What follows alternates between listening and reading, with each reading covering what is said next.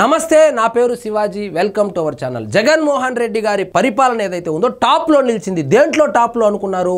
రైతుల ఆత్మహత్యల్లో టాప్లో నిలిచింది. ఈ విషయము నేను చెప్పడం లేదు, ఈనాడు పేపరు, ఆంధ్రజ్యోతి పేపరు చెప్పడం లేదు. ఎన్సీఆర్బీ వాళ్ళు రిపోర్ట్ ఇచ్చారు.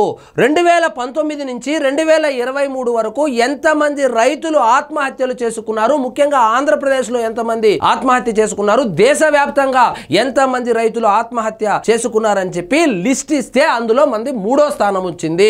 ఆంధ్రప్రదేశ్ కు సంబంధించి ప్రతి వారము శ్రీకాకుళం నుంచి చిత్తూరు వరకు 4 రైతులు ఆత్మహత్యలు చేసుకున్నట్లు రిపోర్ట్లు అయితే పేర్కొనడం జరిగింది. సో ఇది కూడా తప్పు, ఇది కూడా ఫేక్ న్యూస్ అని ఇప్పుడు వైఎస్ఆర్సీపీ నాయకులు కావచ్చు, అదేవిధంగా కార్యకర్తలు కావచ్చు, ముఖ్యంగా సోషల్ మీడియా ఆ పెయిడ్ బ్యాచ్ ఏదైతే ఉందో వాళ్ళు వచ్చి ఇక గగ్గోలు పెడతారు. కానీ ఈ రిపోర్ట్ ఇచ్చింది ఎన్సీఆర్బీ రిపోర్టు. సో ఎన్సీఆర్బీ కూడా నరేంద్ర మోడీ గారి కనుసన్నల్లో నడుస్తుంది అని చెప్పి ఇంకా చెప్పుకోవచ్చు గాక, కానీ వాస్తవంగా గ్రౌండ్ రిపోర్ట్ ఏమంటే జగన్మోహన్ రెడ్డి గారు పరిపాలించినటువంటి 2019 నుంచి 2024 ఆ మధ్య కాలంలో వారానికి 4 రైతులు చనిపోయారు. సో 5 సంవత్సరాల్లో దాదాపు 5,000 మంది రైతులు బలవన్మరణానికి పాల్పడ్డారు, అంటే ఆత్మహత్య చేసుకున్నారు జగన్మోహన్ రెడ్డి గారు. మీరు అంటుంటారు కదా, ఆ ప్రేమ ఏమైందో, ఆ ఆప్యాయత ఏమైందో, ఆ అనురాగం ఏమైందో తెలియదు అంటారు కదా. తెలుసుకోండి, ఎన్సీఆర్బీ ప్రకారము మీ దరిద్రమైన పరిపాలనలో 4 రైతులు వారానికి చనిపోయే వాళ్ళు. ఈ రిపోర్ట్ ఇచ్చింది ఎన్సీఆర్బీ. ఇకనైనా తెలుసుకోండి ఎందుకు ఓడిపోయారని చెప్పి. వైకాపా హయాంలో వారానికి 4 రైతుల బలవన్మరణం, రోజుకు 2 వ్యవసాయ కూలీల ఆత్మహత్యలు, అన్నదాతల బలవన్మరణాల్లో 3వ స్థానంలో ఏపీ. నేను బటన్లు నొక్కాను, లక్షల కోట్ల రూపాయలు అన్నదమ్ముల అక్క చెల్లెల అకౌంట్లలోకి, రైతుల అకౌంట్లలోకి వేసేశాను. అదేంటి రైతులకు సంబంధించి రైతు భరోసా కేంద్రాలు పెట్టేశాను, ఎరువులు ఇచ్చేశాను. మొన్నటికి మొన్న యూరియా గురించి ఎంత రాద్ధాంతం చేశారు. మీ పరిపాలనలో ఎరువుల సరఫరా ఏ విధంగా ఉండింది, రైతులకు మీరు ఏ విధంగా అండగా నిలబడ్డారో ఈ రిపోర్టు చూస్తే తెలుస్తుంది.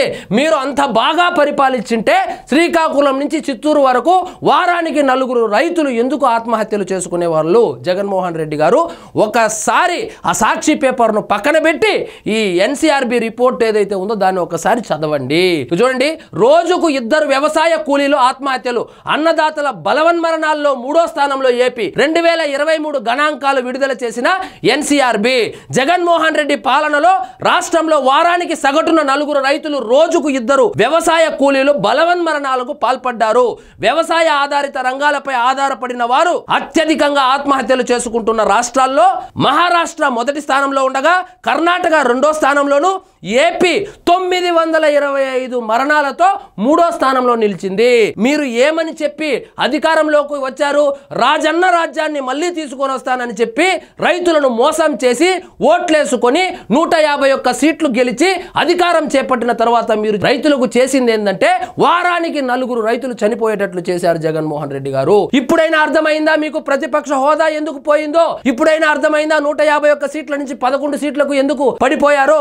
దేశవ్యాప్తంగా 2023లో 10,786 మంది రైతులు, వ్యవసాయ కూలీలు బలవన్మరణాలకు పాల్పడగా అందులో 8.57% ఏపీ వారే ఉండడం గమనార్హం. ఇప్పుడు రిపోర్టు చూడండి, ఇక్కడ 10 ఏళ్లలో అన్నదాతల ఆత్మహత్యల తీరు ఏ విధంగా ఉందంటే జగన్మోహన్ రెడ్డి గారు అధికారంలో వచ్చినటువంటి మొదటి సంవత్సరంలోనే 1,029 మంది రైతులు ఆత్మహత్య చేసుకున్నారు. 2వ సంవత్సరంలో 889 మంది రైతులు ఆత్మహత్య చేసుకున్నారు, రైతులు కావచ్చు, రైతు కూలీలు కావచ్చు. అదేవిధంగా 3వ సంవత్సరంలో 1,065 మంది బలవన్మరణం చేసుకున్నారు. 2023లో 925. సో ఈ విధంగా ఈ రిపోర్ట్ ప్రకారము అత్యధికంగా రైతులు ఆత్మహత్యలు చేసుకున్నటువంటి రాష్ట్రాలు ఏవైతే ఉన్నాయో, మహారాష్ట్రలో 4,151, ఆ మహారాష్ట్ర మొదటి స్థానంలో ఉండగా, 2వ స్థానంలో కర్ణాటక 2,423 మరణాలతో 2వ స్థానంలో ఉండగా, ఆంధ్రప్రదేశ్ 925 మంది మరణాలతో 3వ స్థానంలో ఉంది జగన్మోహన్ రెడ్డి గారు.